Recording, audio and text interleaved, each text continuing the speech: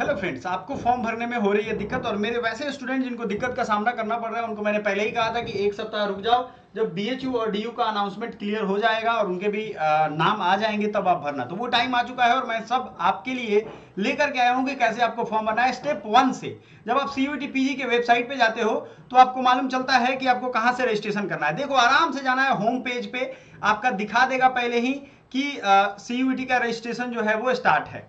ठीक है, आपको इधर उधर वाले वेबसाइट पे नहीं जाना है, आपको सीधे जाना है सीयूईटी पीजी के वेबसाइट पे। nta.ac.in पे भी नहीं जाना है, आपको सीयूईटी पे जाना है और आपको यहाँ सीयूईटी पीजी पोर्टल पे जाना है। पोर्टल पे जब आप जाओगे तो मैं आपको जैसे यहाँ दिखा रहा हूँ वैसे ही आपको पहले न्यू कैंडिडेट रजिस्टर हियर करना पड़ेगा। ठीक है, जब न्यू कैंडिडेट आप यहाँ भरोगे तो आपको वो डिटेल दिखाएंगे। डिटेल आपने देख लिया होगा कई बार, लेकिन स्टेप 1 में रजिस्ट्रेशन होगा, स्टेप 2 में एप्लीकेशन फॉर्म होगा, तीसरे में पेमेंट करना है। तो 2 स्टेप में ही होगा, तीसरा तो आप पेमेंट करते ही हो, तो वो बहुत इजी प्रोसेस है। आपको कुछ नहीं करना है, यहाँ एक टिक लगेगा, टिक लगा देना है। फर्स्ट पेपर पढ़ना चाहते हो पूरा आराम से पढ़ लेना, सारी चीजें प्रोसेस, डॉक्यूमेंट, फॉर्मेट ये सब बताया गया है, उसको क्लिक हियर टू प्रोसीड कर देना। प्रोसीड जैसे ही करोगे बच्चा लोग तो यहाँ I have an Aadhaar card आपसे अगर आधार कार्ड होगा तब मांगेगा। ठीक है, अब बहुत सारे बच्चों को कंफ्यूजन आ रही है, सर मैं इस कैटेगरी में हूं, मैं अनरिजर्व में भरूं या ईडब्ल्यूएस में भरूं। तो जो आपको सर्टिफिकेट बन जाए या बनने वाला हो, सर्टिफिकेट आ जाए तो उसको भर देना, लेकिन जो सर्टिफिकेट हो उसी का भरो। बनने वाला है 2 महीने बाद, 1 महीने बाद बनवाएंगे, वो काम या नहीं होगा, आपका रद्द हो जाएगा नॉमिनेशन। तो ये सब गलती मत करना। कुछ बच्चे मैसेज किए थे कि सर मेरा सर्टिफिकेट नहीं भरा है, ईडब्ल्यूएस के लिए क्या भरना पड़ेगा। ईडब्ल्यूएस या जो भी फॉर्मेट है, इंपॉर्टेंट डॉक्यूमेंट्स का वीडियो हमने बनाया हुआ है और उसमें आपको दिया हुआ है। ठीक है, याद रखिएगा। तो आई हैव एन आधार, तो अब मान लो आपका आधार जो भी है आप यहाँ करके डाल देते हो। ठीक है, मैंने एक जनरली आधार ऐसे डाल दिया और जनरेट ओटीपी कर दिया। ठीक है, चलो मान लो ये आधार इनवैलिड है, कोई बात नहीं, लेकिन आप आधार डालोगे तो ओटीपी चला जाएगा। तो कैसा दिखेगा, अभी जस्ट मैंने आपको दिखाया ही था बच्चों, ये है ओटीपी सेंट टू इतना। वो ओटीपी 10 मिनट के लिए आपके पास रहने वाला है। चीजें समझो, आप 10 मिनट के लिए रहने वाला है, वो आप यहाँ वैलिडेट कर लोगे। क्लियर कट समझ लीजिए बात, वो चीजें क्या करोगे आप वैलिडेट कर लोगे। यहां जब आप ओटीपी भर लोगे तो कैसा दिखेगा आपको, तब आपका नाम पता वहां ऑलरेडी आपको दिखने लगेगा। आप में से बहुत सारे ऐसे बच्चे होंगे जिनको लगेगा अरे सर वहां तो हमारा नाम पहले से ही दिख रहा है। हाँ जी, आपका नाम पता दिखने लगेगा पहले से ही। आपको कैसा दिखेगा वो भी हम आपको यहाँ दिखा देते हैं। आप देखो, एक बच्चे का मैं यहाँ दिखाता हूँ, आपको क्लियर हो जाएगा ये कि कैसे दिखेगा। ठीक है, बहुत मुश्किल नहीं है, बहुत आसान है चीज़ों को समझना और बहुत दिक्कत नहीं होगा आपको। ये चीज़ें जो आपके काम की हैं वो क्लियरली यहाँ दिख जाएंगी। ठीक है, नाम, गार्जियन, नेशनैलिटी ये सब भर देना है। ये आप भरना शुरू कर चुके हो फॉर्म, ये याद रखिएगा। ठीक है, उसके बाद आपको क्या भरना है, मैं स्टॉप करके और बढ़िया से आपको पूरा फुल स्क्रीन करके दिखा देता हूँ। ये देख लो आप। ठीक है, आपका जो आइडेंटिफिकेशन नंबर है, पैन कार्ड, आधार कार्ड, जो भी आप चाहो वो यहाँ लिख सकते हो। समझ में आ रहा है कि नहीं आ रहा है? हाँ जी, समझ में आ रहा होगा आपको। ठीक है, चलो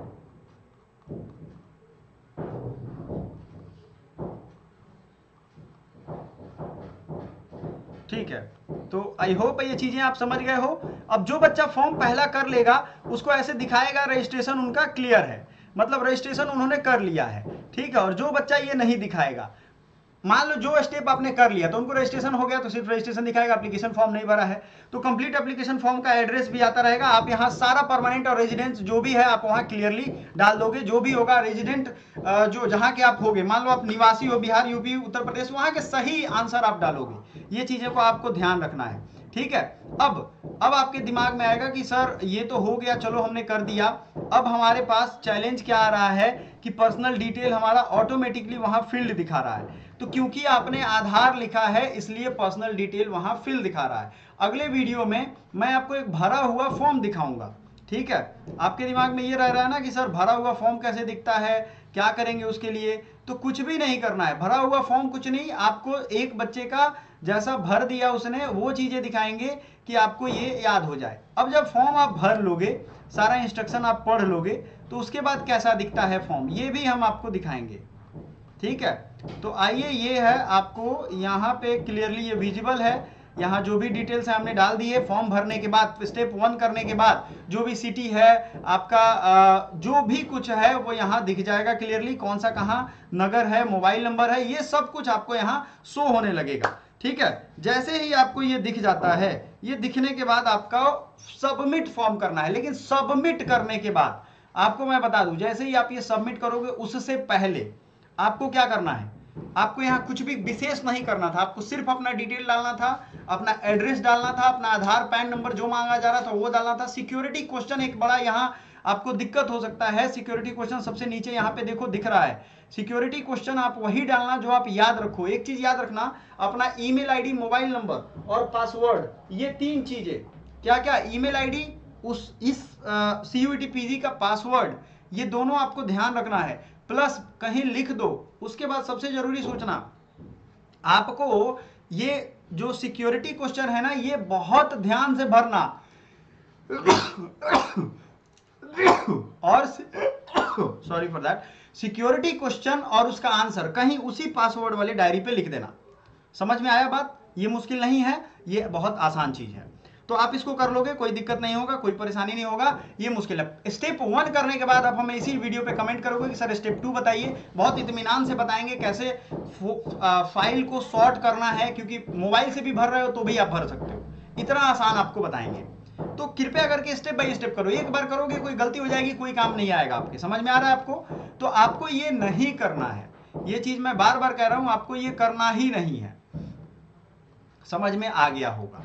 ठीक है, चलो, तो बेहतर यही होगा कि आप हड़बड़ाएं नहीं, हड़बड़ी में कोई काम नहीं करें। वैलिड प्रूफ लेकर के रजिस्ट्रेशन कर लें। रजिस्ट्रेशन में सारा डिटेल भरना है, कुछ उसमें नहीं करना है। आपको ईमेल और मोबाइल एकदम चालू अवस्था में होना चाहिए, क्योंकि OTP जाएगा एकदम बढ़िया से रनिंग में होना चाहिए। स्पैम वगैरह फोल्डर में भी जा सकता है, आप चेक कर सकते हो। मिलते हैं अगले वीडियो में। Thank you so much.